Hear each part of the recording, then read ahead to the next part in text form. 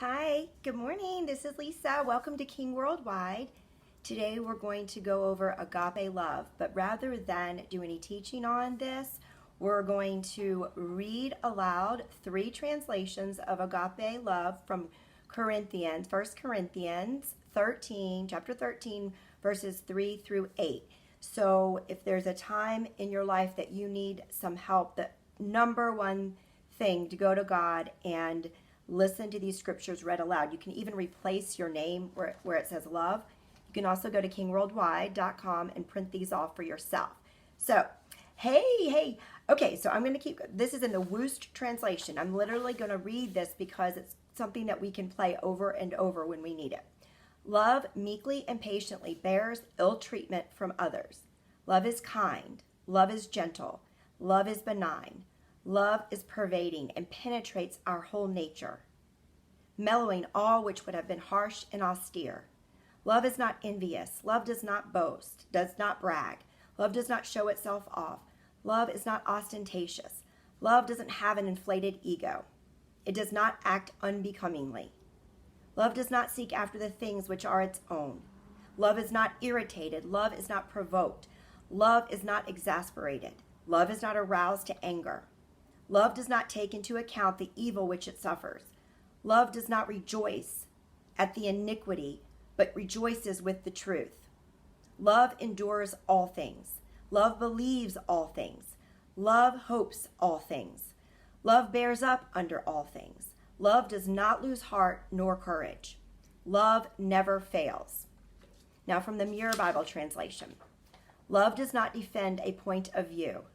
Even if I'm prepared to give away everything I have and die a martyr's death, love does not have to prove itself by acts of supreme devotion or self-sacrifice. Love is large and passionate about life. Love is relentlessly patient and bears the offenses and injuries of others with kindness. Love is completely content and strives for nothing. Love has no desire to make others feel inferior and has no need to sing its own praises. Love is predictable and does not behave out of character. Love is not envious. Love is not spiteful and gets no mileage out of another's mistakes. Love has no sharp edges.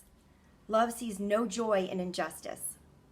Love's delight is in everything that truth celebrates. Love is a fortress where everyone feels protected rather than exposed. Love's persuasion is persistent. Love believes. Love never loses hope and always remains constant in contradiction. Love never loses its altitude. Love never loses height. Love never stops soaring. And our last translation for the day is an Amplified.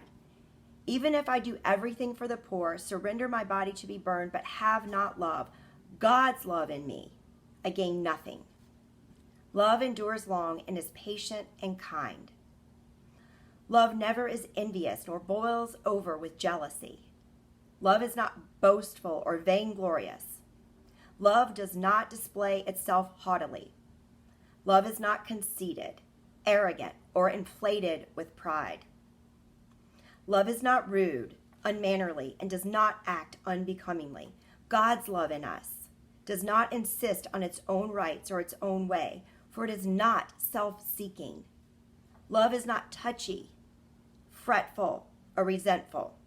Love takes no account of the evil done to it and pays no attention to a suffered wrong. It does not rejoice at injustice or unrighteousness, but rejoices when right and truth prevail. Love bears up under anything and everything that comes. Love is ever ready to believe the best of every person. Love's hopes are fadeless under all circumstances, and it endures everything without weakening. Love never fails. Love never fades out. Love never becomes obsolete, and love never becomes to an end.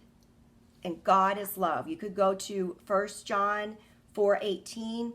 Perfect love casts out fear. Fear has torment, bondage, frustration, anything with strife, envy, jealousy. Love overcomes it all. Perfected love. That doesn't mean being perfect. That means allowing the love of God to be inside our heart and meditate on these things over and over so that it transforms us from the inside out.